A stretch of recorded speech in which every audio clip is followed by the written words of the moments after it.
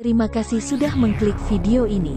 Jangan lupa dukung terus channel Termometer Islam dengan cara subscribe dan aktifkan lonceng notifikasi, agar tidak ketinggalan video terbaru dari kami. Selamat menonton, semoga bermanfaat.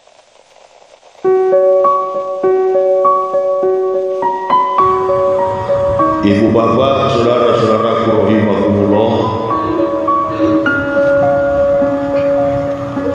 panitia penyelenggara tabligh akbar Masjid Nurul Salam, Kota Padang, Provinsi Sumatera Barat, Imam Rawatib Masjid Nurul Salam, para alim, para ulama, tokoh-tokoh masyarakat, Nini Mama, cerdik pandai, dan yang kami cintai, kami banggakan, ma'asyiral muslimin wal muslimah rahimakumullah. Kita bersyukur kehadirat Allah Subhanahu wa taala kalau sampai pada malam ini kita semua masih dalam kondisi bernapas. Kalau masih diberi umur, kalau masih diberi kesempatan sehat, berarti masih ada peluang bagi halayak kita untuk beribadah kepada Allah, menambah-nambahkan pundi-pundi amal demi bekal di yaumil akhir nanti. Nampaknya usai kita menjalankan saum Ramadan, memasuki Idul Fitri 1 Syawal 1442 Hijriah. Masih terasa apa yang kita perjuangkan, apa yang kita lakukan, mencapai nilai takwa kepada Allah Subhanahu wa taala. Tidak sedikit ujian, tantangan yang kita saksikan dalam kompleksitas kehidupan kita, baik dalam kehidupan pribadi, dalam kehidupan bermasyarakat, berbangsa, bernegara, bahkan sampai pada persoalan global terkait dengan serbuan agresi militer IDF Israel laknatullahi kepada saudara-saudara kita yang ada di Filistin. Ini merupakan sebuah pukulan keras, merupakan sebuah tantangan, ujian untuk kita melihat ke depan lebih jauh. Apa yang sedang terjadi dalam kehidupan Islam, baik secara nasional maupun dalam konteks global, baik secara nasional maupun dalam kehidupan global. Hari-hari ini kita disibukkan dengan persoalan yang selalu membawa-bawa Islam dalam setiap perdebatan di ruang-ruang publik. Kita semua tahu tidak ada harta yang paling berharga di dalam kehidupan kita. Selaku manusia yang diberi nikmat oleh Allah, kita semua sadar bahwa tidak ada harta yang paling berharga yang kita dapati di dalam dunia ini kecuali mendapatkan iman Islam. Semua yang kita capai di dunia ini hasilnya sia-sia. Bagi orang beriman, tujuan kehidupan ini hanya satu. Ketika dia dilahirkan ke dalam dunia ini, dia sudah memahami betul apa yang Allah inginkan. Wa ma khalaqtul jinna wal insa illa liya'budun. Ketika di alam rahim ibunya sudah terjadi perjanjian antara makhluk manusia dengan Sang Khalik. Ini belum Islam, ini belum kafir, belum. Manusia di dalam kandungan mengikat perjanjian dengan Sang Khalik Allah Subhanahu wa taala, Jalla Jalaluhu, Rabbul Alamin. Apa perjanjiannya? Allah katakan kepada janin, kepada bayi di dalam kandungan itu, kepada makhluk yang bernama manusia, engkau adalah ciptaan kami dan kami adalah pencipta. Wa ma khalaqtul jinna wal insa illa liya'budun. Maka ayat itu turun alastu bi rabbikum qulu bala syahidna. Ini perjanjian antara Allah dengan manusia, agreement, deal to deal. Maka manusia menjawab, engkau adalah pencipta, kami adalah ciptaanmu. Qulu bala, kami akan menyembah. Ini belum Islam, ini belum kafir, artinya manusia masih utuh, fitrah di dalam rahim ibunya. Ini kita masih bicara fitrah karena suasananya idul, begitu. Allahu Akbar, Masya Allah. Nah, ini baru namanya panitia. Iya. Mari ambok ceramu di kompleks orang kayu nggak ada begini. Kecek kalanya. Kecil biasa, kecil. Ini baru gelasnya Ustaz. Ini dia. Ya, apalagi sudah lihat begini, kugiling sampai jam 1 malam. Allahu Akbar. Takbir lah dulu, biar ambok minum. Bismillah, ayo ya. Jadi ini minum dulu.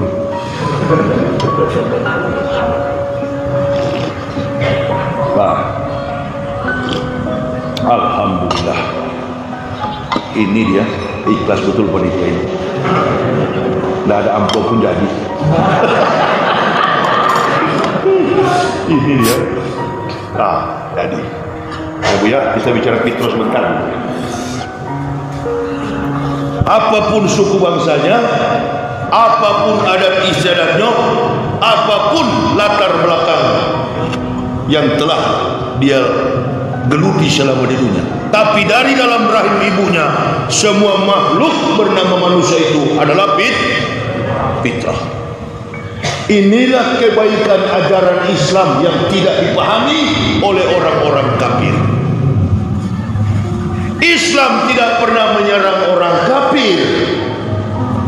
Adakah di dalam ayat Nabi Muhammad pernah berkata tidak baik kepada para nabi? Tidak. Semua nabi dimuliakan di dalam Islam. Orang-orang kafir diberikan peringatan oleh Allah. Saya selalu mengatakan saya bekas kafir karena saya dulu bukan beragama Islam, tapi dari dalam rahim ibu saya adalah Islam, saya adalah fitrah. Itu dia pengetahuan Islam. Jadi tidak ada dalam Islam itu anak haram. Kenapa? Karena memang takdirnya adalah fitrah. Ini agama yang paling suci, agama yang paling benar. Jangan ada keraguan sedikit pun. Membahas tentang kelahiran, membahas tentang kematian.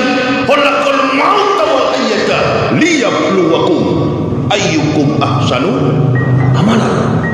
Jadi ujung-ujungnya bukan materi, ujung-ujungnya bukan jabatan, ujung-ujungnya bukan harta duniawi, ujung-ujungnya adalah amal soleh.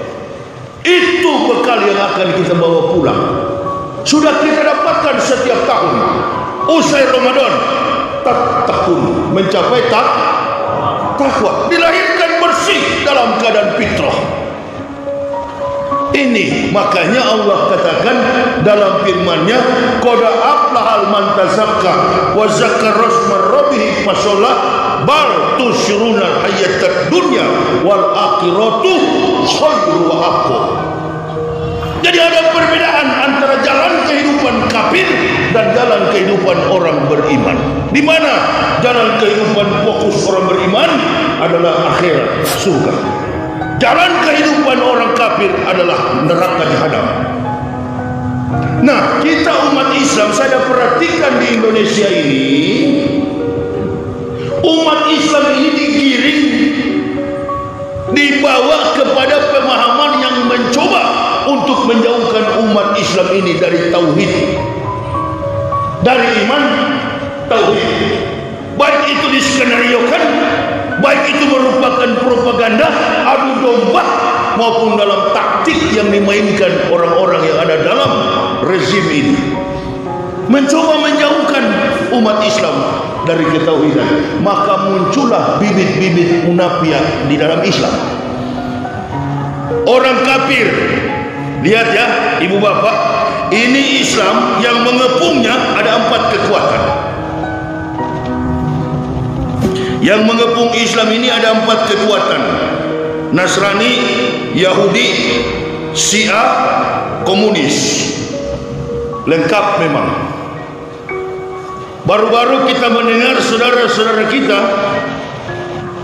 di tengah pelaksanaan saum Ramadan, mereka diserang oleh militer Zionis Yahudi laknatullahi. Mereka diserang, mereka ditembak membabi buta. Dan kemudian apa yang terjadi? Sampai hari ini 250 orang tewas, saudara-saudara kita. Apakah kita bersedih? Tidak, karena dunia ini bukan milik orang beriman. Cita-cita orang beriman itu adalah akhirat. Satu waktu Nabi SAW duduk di rumah Abu Bakar. Datang laki-laki berjubah putih, rambutnya ikal berderai, kemudian mampir, wajahnya gagah, duduk di samping para sahabat dan Rasulullah, memberikan salam. Assalamualaikum ya Nabiullah. Duduk di samping dan bertanya kepada Rasulullah, wahai Muhammad, apa yang engkau ketahui tentang dunia? Kata Rasulullah, dunia itu bagaikan mimpi orang yang tidur. Apa yang engkau ketahui tentang dunia wahai Muhammad? Dunia bagaikan mimpi orang yang tidur. Apa yang engkau ketahui wahai Muhammad tentang akhirat? Akhirat adalah 2 jalan, 2 jalan manusia ke surga dan ke neraka. Apa yang engkau ketahui tentang surga?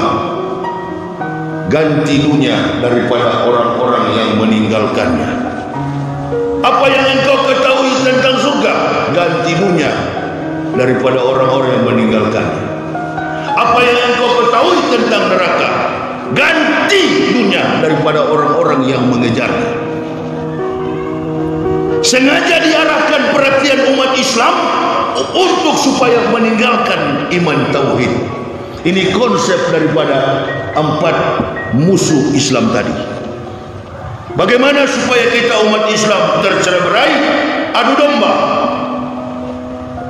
Adu domba fitnah para ulama. Jatuhkan reputasi para tokoh-tokoh Islam yang setia pada iman tauhid. Yang keempat, apa cara mereka? Kirimkan virus. Kirimkan virus, propaganda dunia, senjata biologis. Kirimkan virus, takuti umat Nabi. Karena di dalam mereka itu banyak yang penakut. Jadi kita yang pakai masker ini penakut, Ustaz? Enggak. Saya tidak nyinggung. Antum kan pakai masker bisa jadi karena pilek, ya enggak sah. Gimana Bu ya? Dia tak pakai masker. Orang pakai masker itu kan memang perintah Pak Joko Widodo, kan begitu presiden kita. Ya biar bagaimanapun kan Iko presiden. Ya tinggal beberapa tahun lagi ganti. Nggak apa-apa, umat Islam ini sabar kok. 30 hari jam puasa dia sabar, apalagi tunggu Jokowi turun. Ini karena ketidakmampuan seorang pemimpin mengejawantahkan keadilan dalam konstruksi kehidupan bernegara. Nah, negara ini akan baik kalau Islam ini baik. Coba tertibkan. Tidak pas ini tempat ini.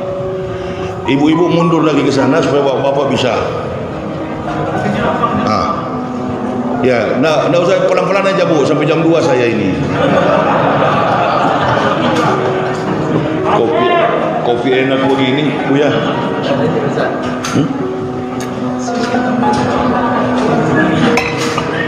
Duduk. Iya, tarik ke belakang. Ini banyak sekali orang ternyata masih mencintai iman tauhid. Amin ya rabbal. Allahu akbar. Sumbar dikalahkan bagaimana?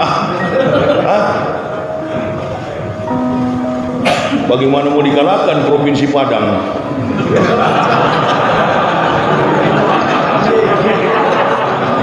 Nanti kami ceramah kita hafal 30 sampai provinsi ya Bu ya.